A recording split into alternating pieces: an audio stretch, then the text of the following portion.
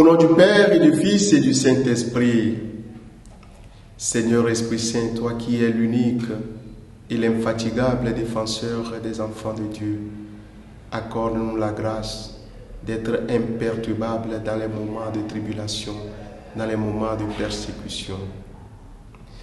Bien-aimés dans le Seigneur, aujourd'hui nous sommes au vendredi 25 novembre et nous lisons l'évangile de Jésus-Christ selon Saint Luc.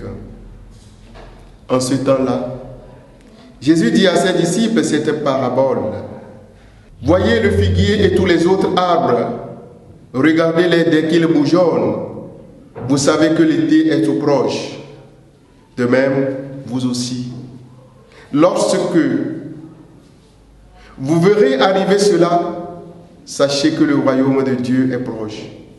Amen, je vous le dis. Cette génération ne passera pas sans que tout cela n'arrive. Le ciel et la terre passeront, mes paroles ne passeront pas. Acclamons la parole de Dieu. Louange à toi, Seigneur Jésus. Bien-aimés dans le Seigneur, loué soit Jésus-Christ. Jésus, en instruisant ses disciples sur les calamités, les fléaux, les persécutions du grand jour du jugement à venir, il leur a donné de tout savoir sur les signes et les événements, sauf le jour et l'heure qu'apparaîtra ce grand jour de tribulation. Cela pour le simple fait que pour tout ce qui concerne le jour et l'heure, seul le Père, dans sa toute-puissance et souveraineté, les connaît. Quant à nous autres, le jour et l'heure de ce grand retour du Seigneur Jésus reste ce profond mystère sur lequel nous devons moins nous arrêter que sur les conséquences pratiques dont nous trouvons clairement l'exposition dans le discours même de notre Seigneur Jésus-Christ. Mais, pour ne pas nous laisser dans un chaos absolu, dans un esprit sans grand discernement, incapable de lire les signes du temps, quant au jour ou l'heure de ce grand retour, le Seigneur, dans son amour, nous reproduit la parabole du figuier, nous permettant de regarder en haut en levant nos têtes.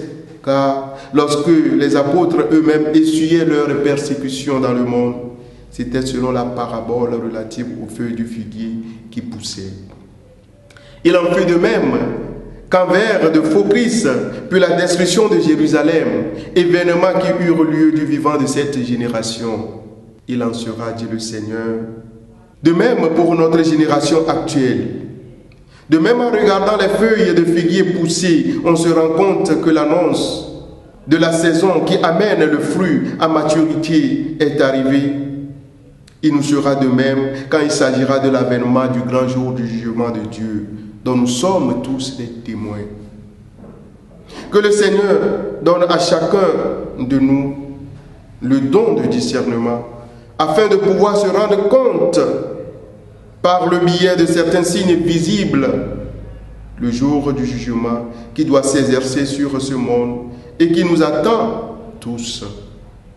Que le Seigneur nous donne vraiment de savoir pénétrer et lire les signes du temps pour pouvoir reconnaître l'approche de son retour triomphal. Et que Dieu Tout-Puissant vous bénisse, le Père, le Fils et le Saint-Esprit. Donne ta vie à Dieu.